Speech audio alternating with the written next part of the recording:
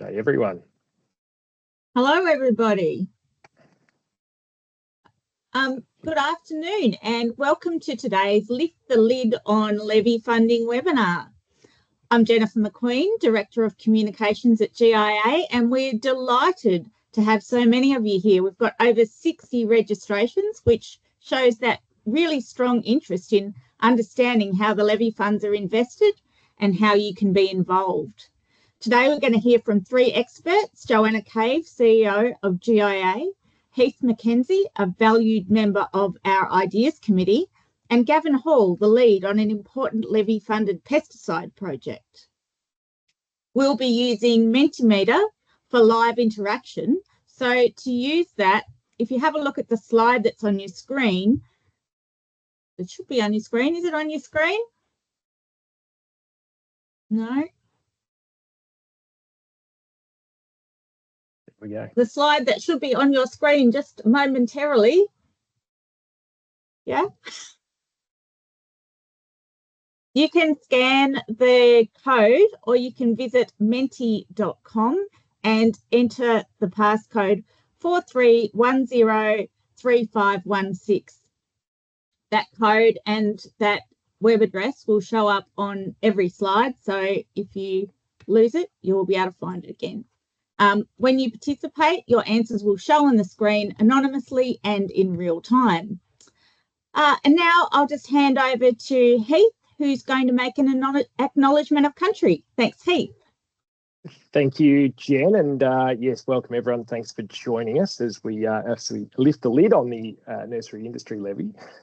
So I would like to do an acknowledgement of country. So in my case, I'm on Bonorong country down here in sort of the southeast area of Melbourne, but for acknowledgements of country, I like to do things a little bit differently, especially in situations like this where we're joining from all different parts of Australia. So I just wanted to give you a quick tale from the last couple of days. So we in Victoria have had in the last 2 days, and it's continuing today, the NGIV involved in a Parliament showcase. So we go and do a big display of Greenlife in Parliament House in Queen's Hall there.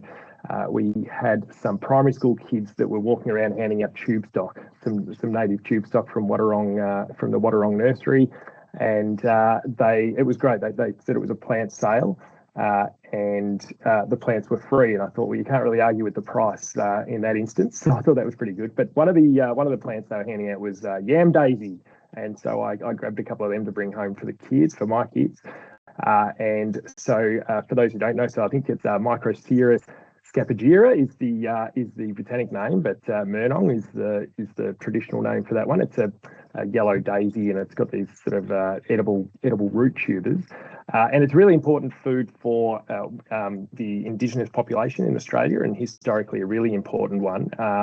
If anyone is familiar with the tale of William Buckley, who was a convict who escaped very early on near Sorrento, and he went missing for many years from the settlement, and showed up years later. And if you've ever heard the expression "Buckley's a nun," that originated with this story, because he reappeared and gave him any chance. But he was actually able to survive with the Indigenous population off the roots of this yam daisy. Now, unfortunately, because of the introduction of livestock into this area, it wiped out a lot of the yam daisies that were there, and a lot of the ground where it used to grow. So whilst that's maybe not the most uplifting end to that story, it's I guess I was really just pleased to hear that these primary school kids were involved in understanding a bit more about the importance of that plant for Australia and in the history of this country going back many years. And so I always like to just kick it off with tales going and building that understanding of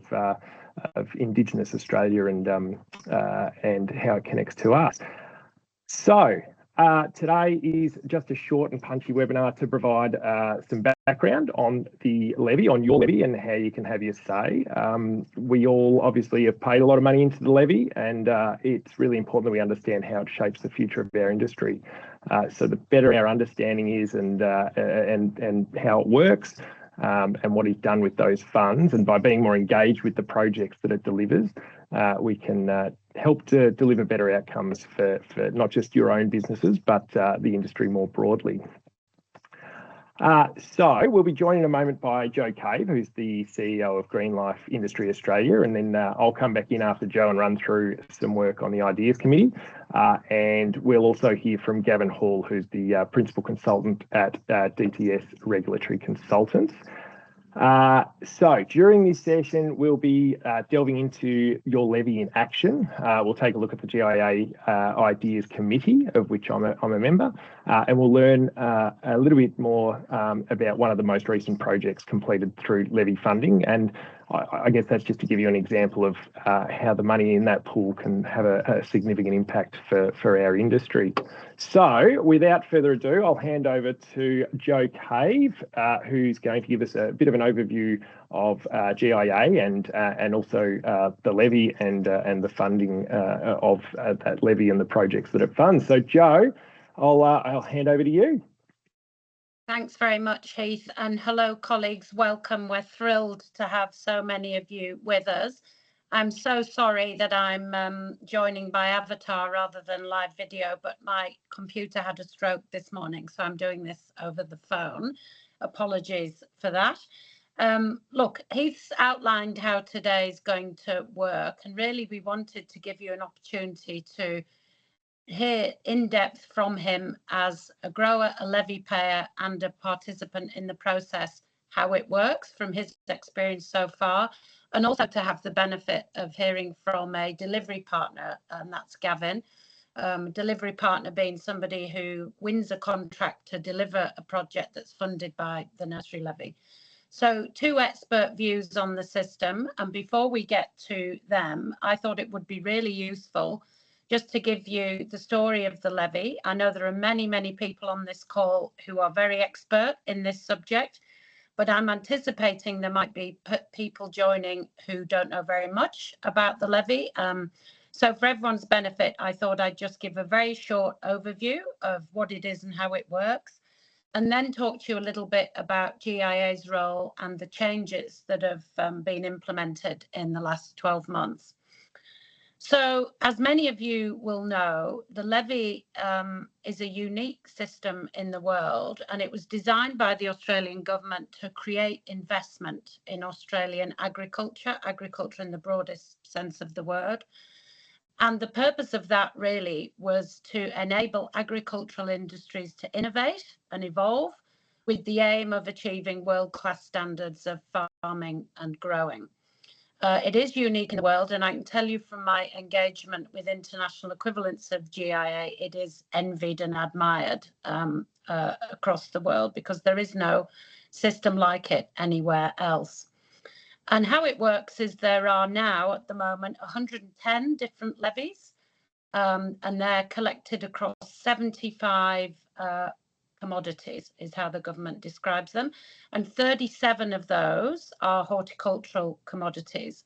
And as you would imagine, within that group are lots of different fruits, lots of different vegetables, turf is in there, and of course nursery or Greenlife as we call it is in there. So we sit alongside our other horticultural industries in that levied space.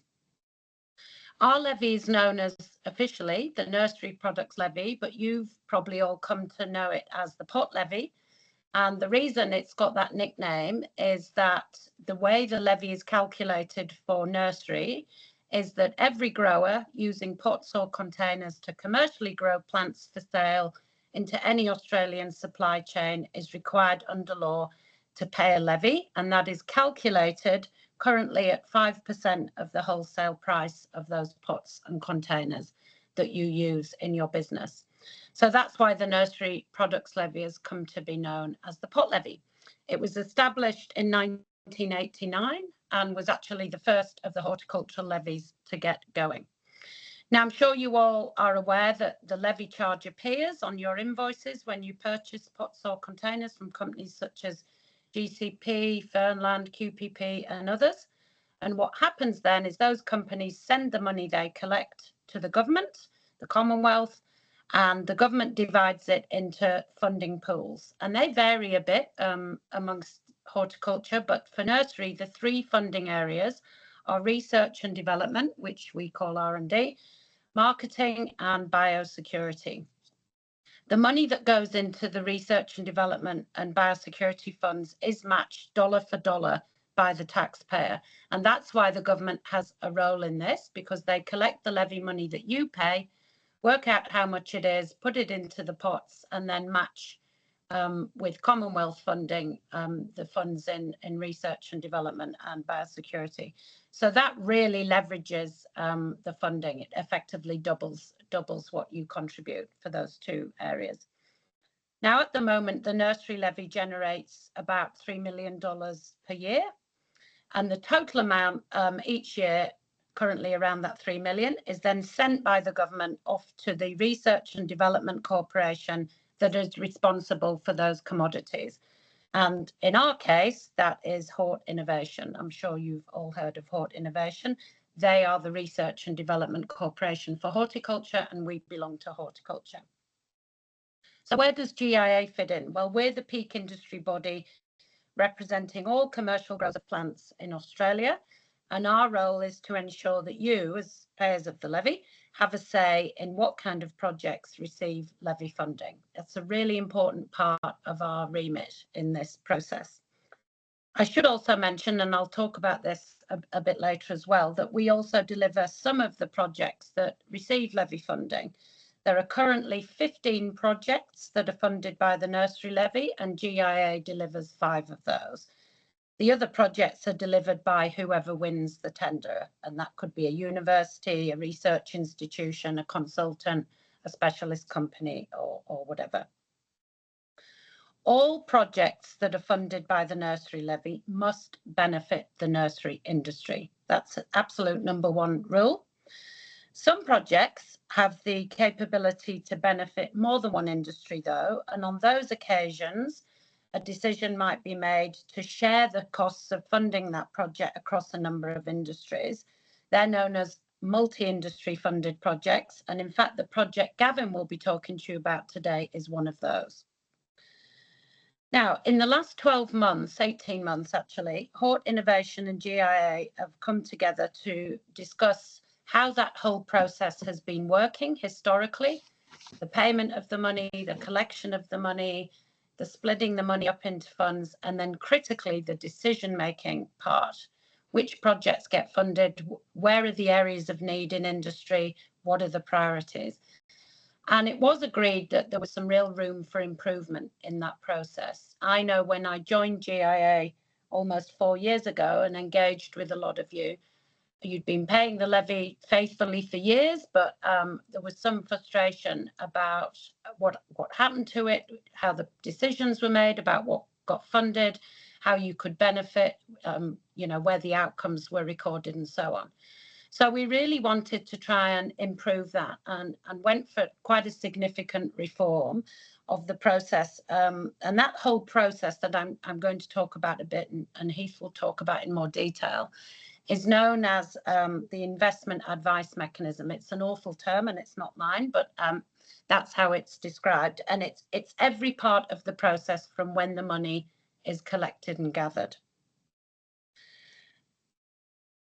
So the changes that we've put into place really had one strong objective, and they were to put levy payers, that's you, in the driving seat.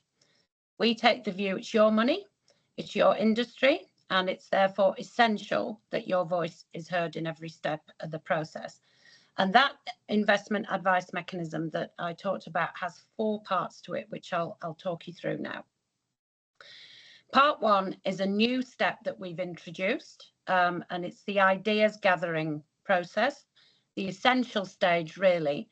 And the point of that part is to make sure that nursery industry can suggest needs, priorities, issues, concerns, whatever they might be, that they would like to see addressed through a levy-funded project.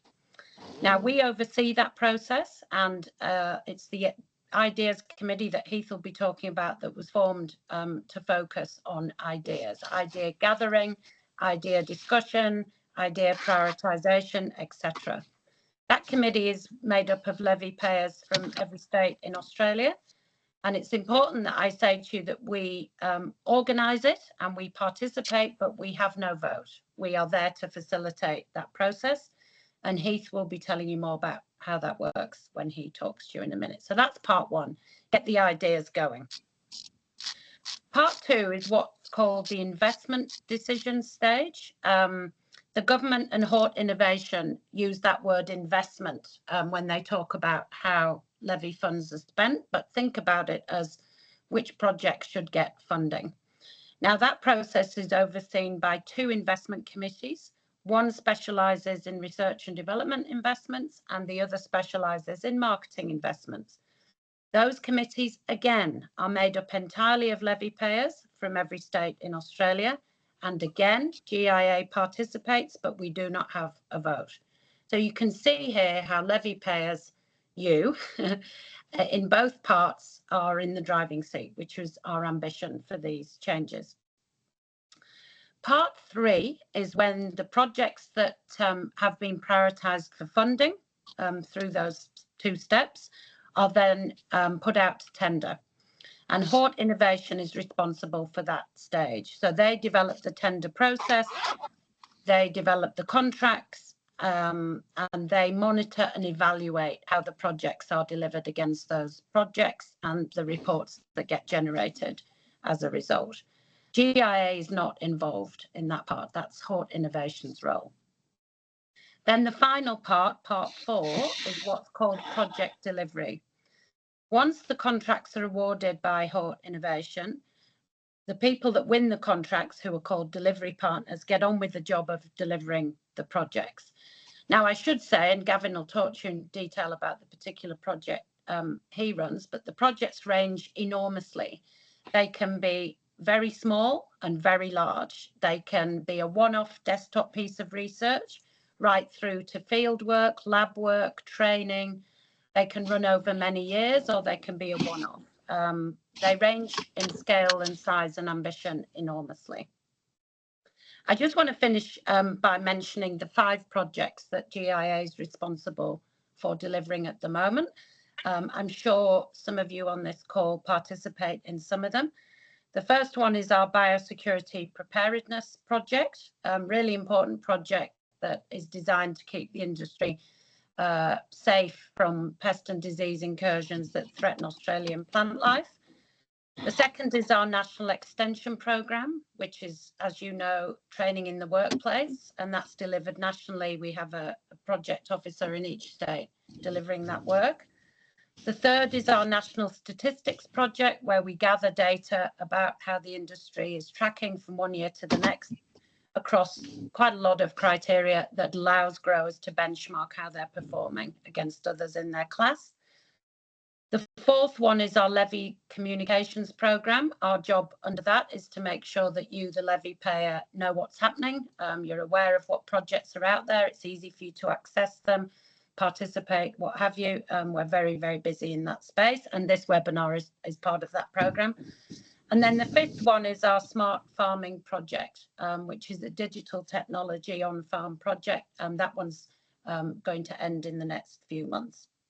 Now, information about all of those projects is available on the website, but I did also want to mention another innovation that's occurred.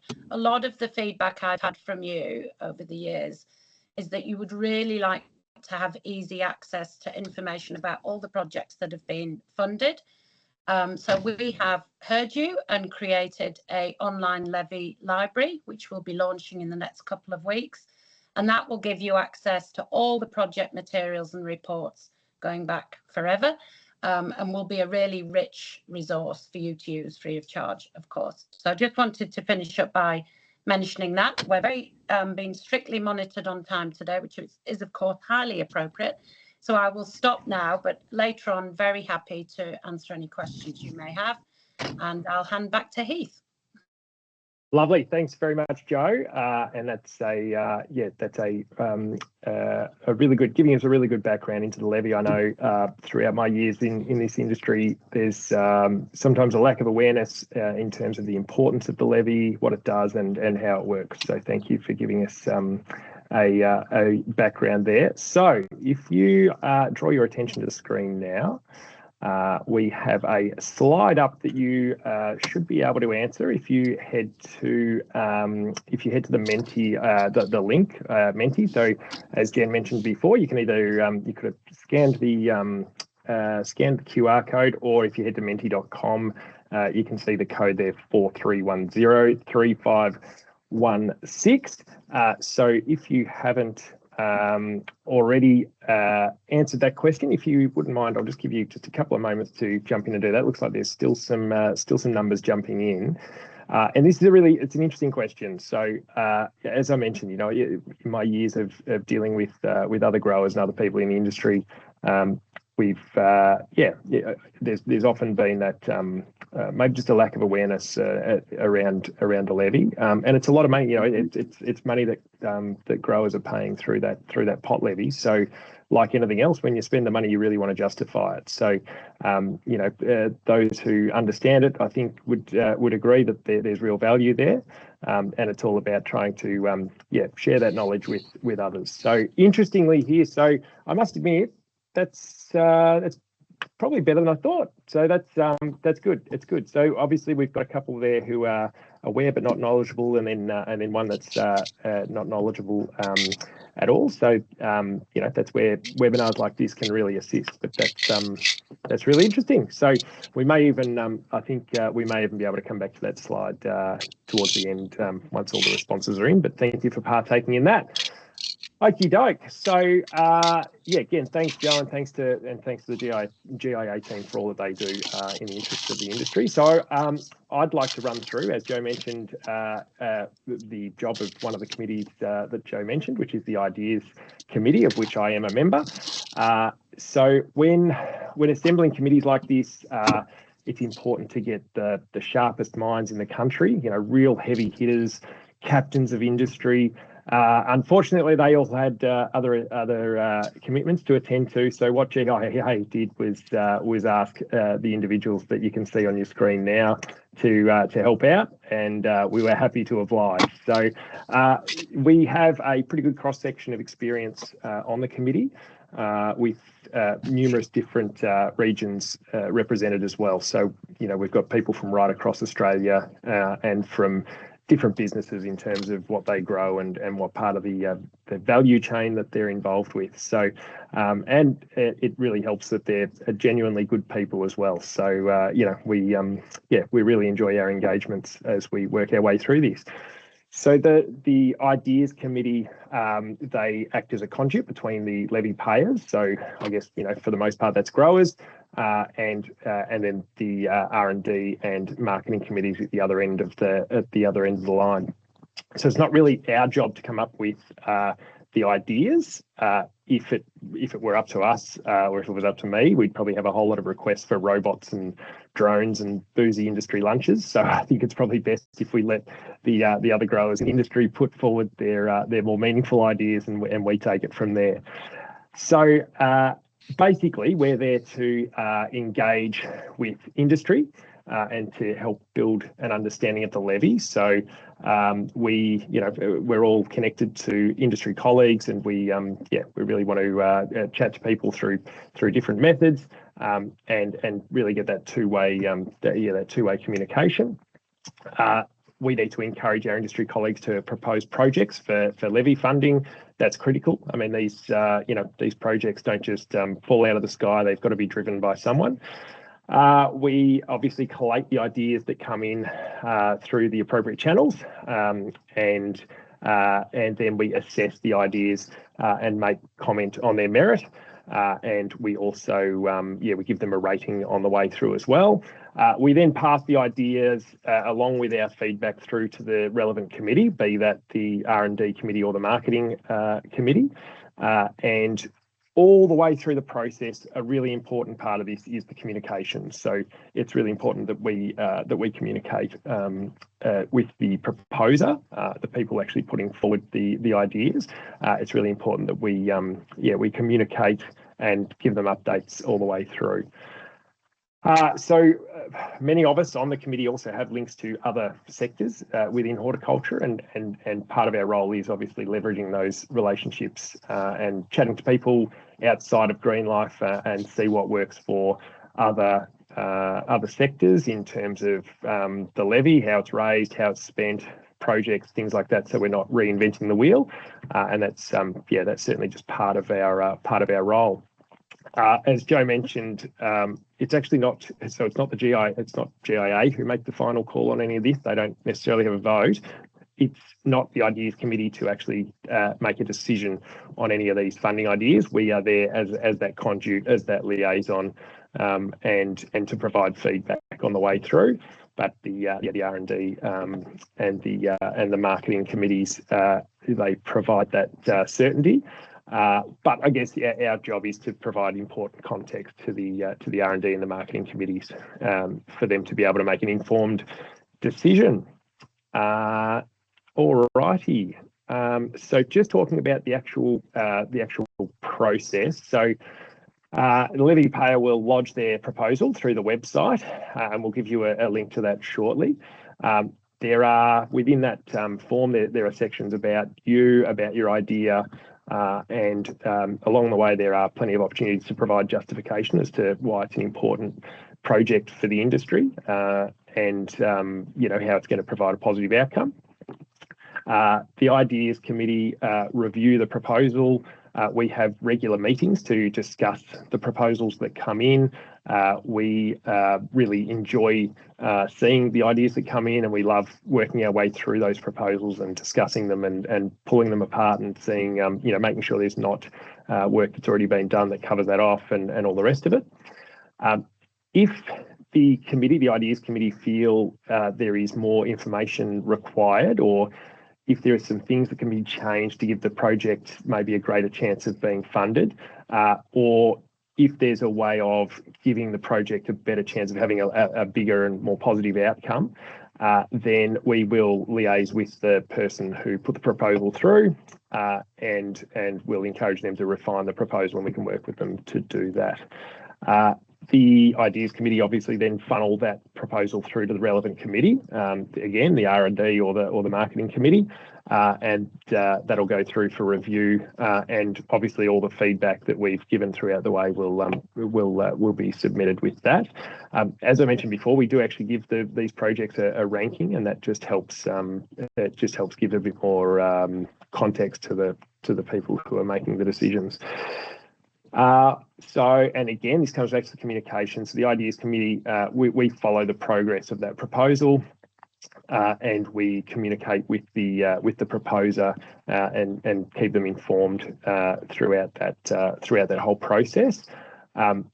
So we've had some really good workshops lately with all the committees coming together, and one of the key things to come out of that was really the back end of this process, and we're all really keen to improve how the information is transmitted throughout those committees, and ultimately it's about making sure that the person who goes to the effort of sending through an idea or a proposal, we really want to make sure that they're updated all the way through this journey, because this whole thing rests on more people sending ideas.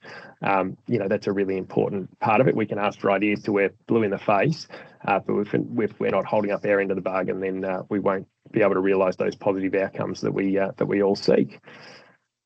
So I've given you here just some screenshots of the website and the form that I was talking about. So greenlifeindustry.com.au /committees is the place you need to go if you want to have a look at.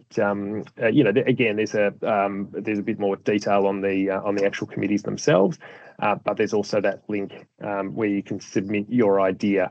So it's a pretty clear form. There's sections there to fill out. What I would encourage you to do is just give as much detail as you can, as much justification. You can upload files and all the rest of it to submit with that one. Okie doke. So I just wanted to give you a rundown of the sort of projects that may attract funding.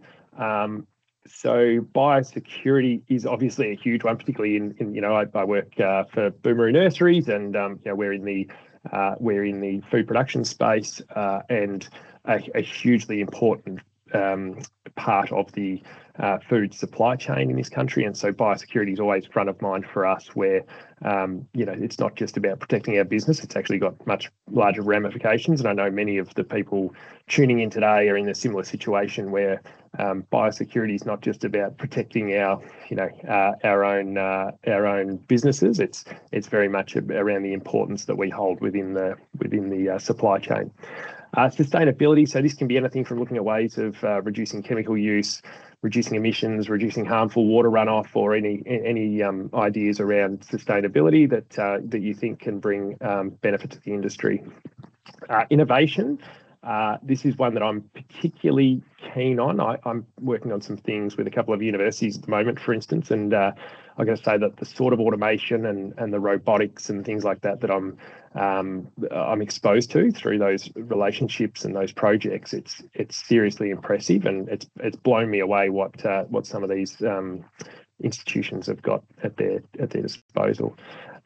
Communications, obviously, we talk about it within the context of these committees, but communication is a key thing around communicating with other stakeholders within the industry, but also crucially communicating to the general public the importance of horticulture. We've got a really good story to tell, but I think we need to get much better at telling it. And so any ideas that can bring that to life are obviously welcomed. And workforce development. I mean, when dealing with anyone in business, and particularly in horticulture, we all know the sort of challenges that we face in this area. It's always high on the list of challenges when we're asking people what they are. So if there's any projects that come to mind that can be developed to help everyone across the industry, then that's pretty worthwhile work in my opinion. So why do we exist? I guess why does the ideas committee exist? It's all about outcomes for us. So we really want to get positive outcomes for the industry and for the businesses and the individuals that work within our really crucial industry. And so everything we're doing is all about trying to reach those outcomes. There's a fair bit of work in making all these things tick along and bringing these things to fruition. Ultimately, it's all about outcomes.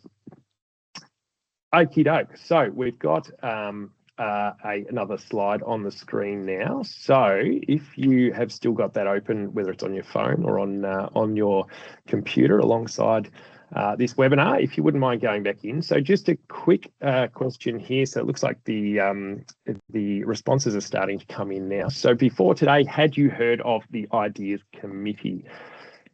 This is an important one. This is one we really need to communicate and make sure that we're getting, we're getting out there and making sure people know that we're here. As I said, we're right across the country. So whatever state you're in, generally there's going to be a representative of the Ideas Committee in your state. And if not, we're pretty good at knowing each other in this industry. So I'm tipping one of the faces you saw earlier will be someone that is known to you. So we've just about got, what have we got? Looks like we're nearing the responders. Is there a way of getting that? I'm not seeing the figure actually come through the result. So I don't know whether we can get a snapshot of that. We're getting pretty close. Yep, we're nearly there, I reckon. So if you haven't done so, if you wouldn't mind just clicking on the vote. Once that comes through, we'll just quickly have a look at. I actually don't know. This is an interesting one. I don't know which way this is going to land. So the suspense is killing me. All right. So we're nearly there. I think it might. So we can push on. I think we might. If we can flick on the. Oh no, we've lost it. Okay, we'll come back to that one once we've got a result. Okie doke. So now it is my great pleasure to introduce Gavin Hall to you. So as we mentioned, this is all about outcomes, and so we thought it was important to communicate a project that has actually gone ahead and is delivering value. So Gavin, if you are on the line, it would be great to welcome you in, and you can give us a bit of background into who you are, what you do, and into this important project as well. Welcome, Gavin. Thanks, Heath. Thanks very much. Hope everyone can hear me. Loud and clear. Excellent. So So DTS Regulatory Consultants is a consulting company that assists a range of different organisations, including chemical suppliers, manufacturers, and companies around that area, essentially deal with the regulations of government, which with respect to agricultural and nursery type areas is the Australian Pesticides and Veterinary Medicines Authority, or the APVMA. And so our expertise is understanding those requirements and everything around that. So thank you for the invitation for today and being able to talk about our project. We think it's a pretty good one and pretty important.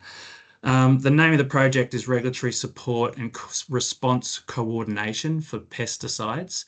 And it's a horticultural industry-wide initiative. So it's supporting all the different levy-paying groups to hort innovation. As production managers, you know better than anyone that access to effective pesticides is critical for producing high-quality plants, competitive prices. Without them, managing pest diseases and weeds becomes more difficult and expensive and can obviously threaten your productivity and profitability. So the project's been running for a while with previous to us with a different service provider.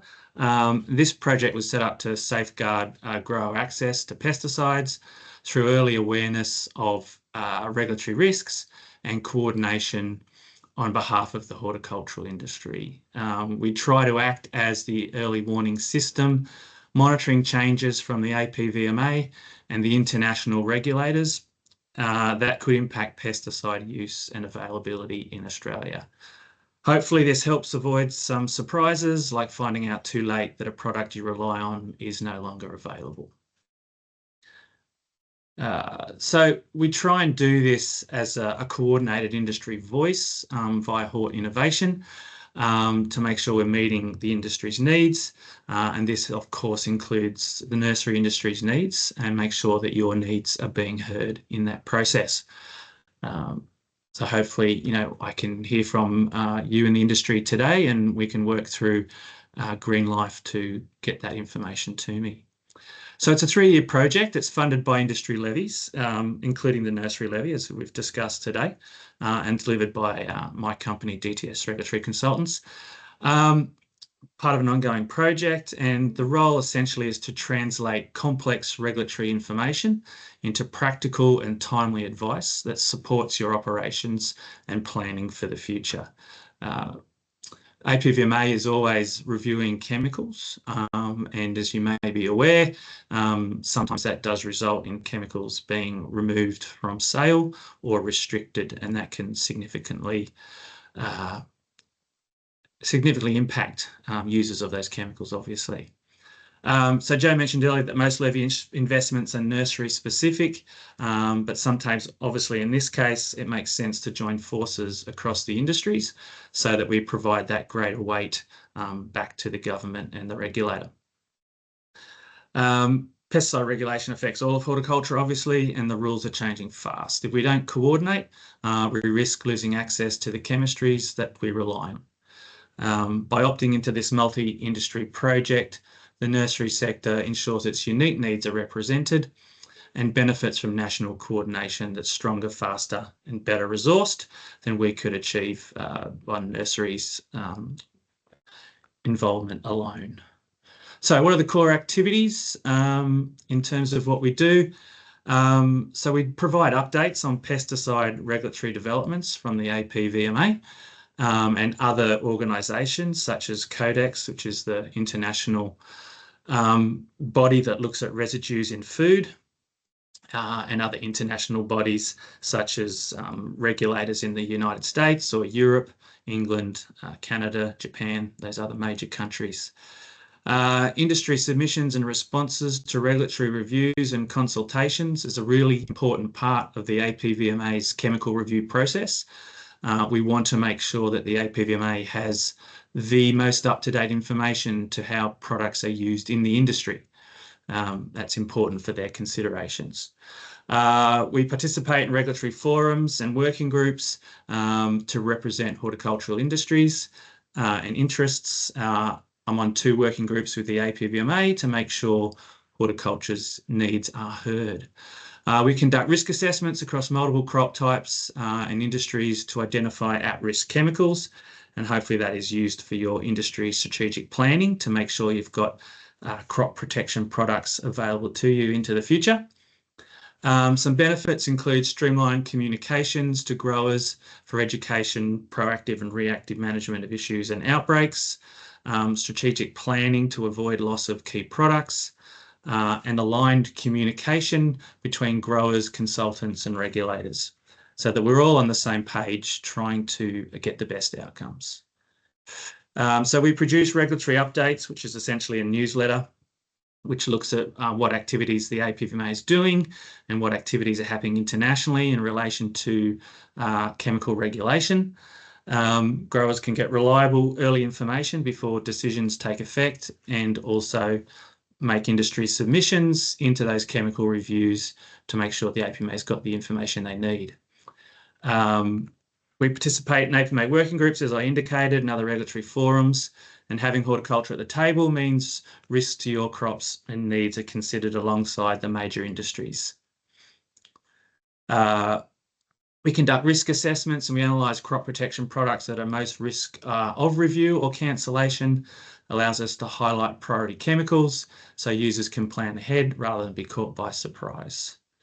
So again, we're really trying to have a streamlined communications approach. So rather than each horticultural industry approaching the APVMA singularly, we can go in with a weighted approach of all industries, which will have much more impact on the APVMA and their understanding of industry's needs. Strategic planning is obviously really important with respect to potential chemical loss. And so by identifying the risks early, work together across industry with the chemical industry to say, hey, your product is still needed by multiple industries, and we think it's worth investing money in that product to keep it registered.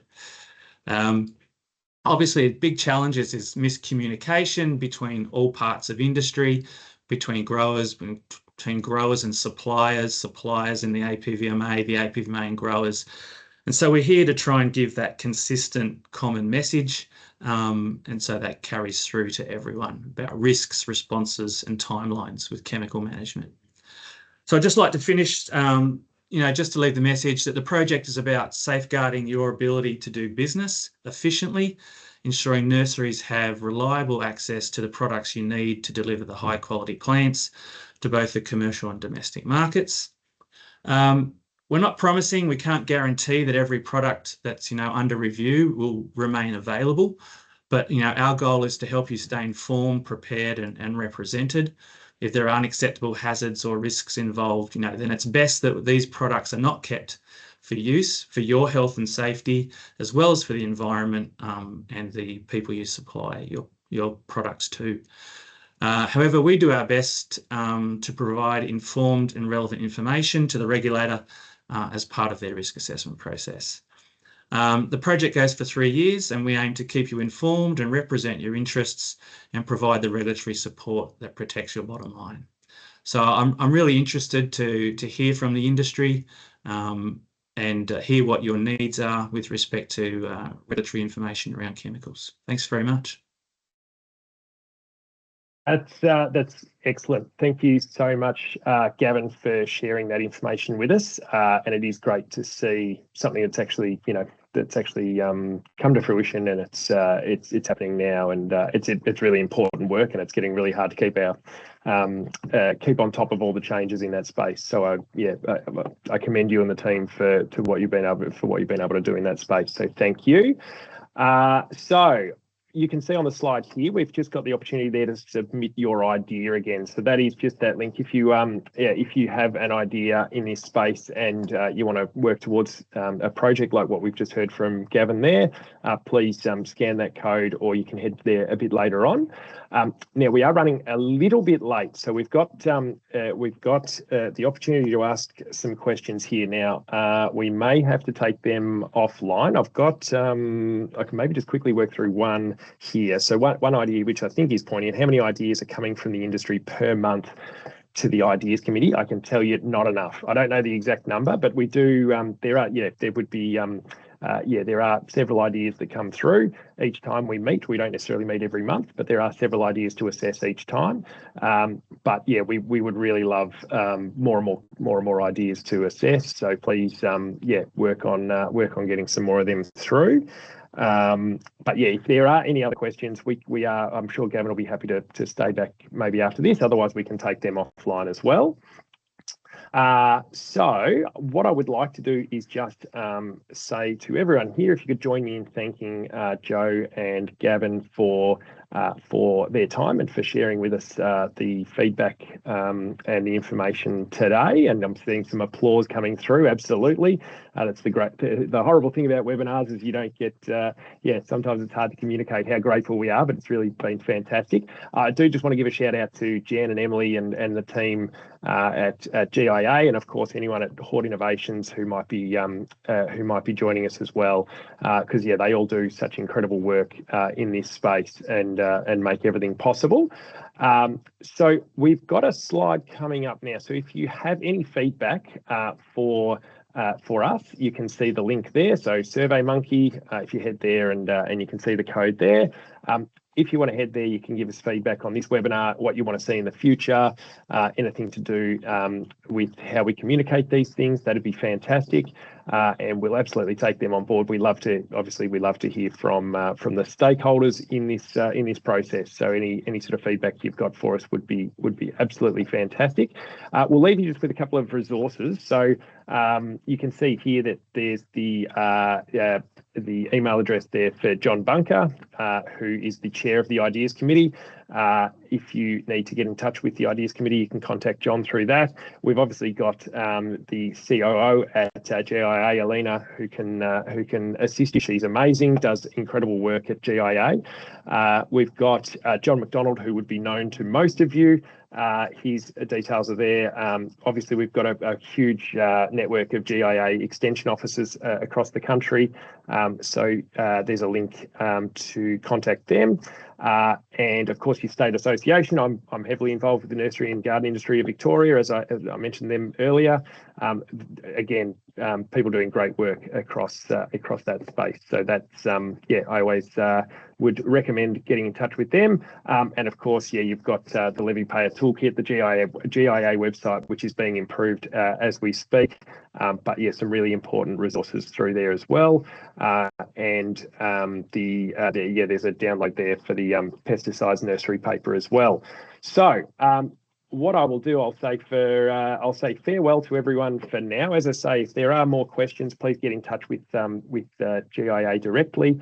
And yeah, we look forward to seeing you in the next webinar. But thanks to everyone for joining, and we'll see you soon.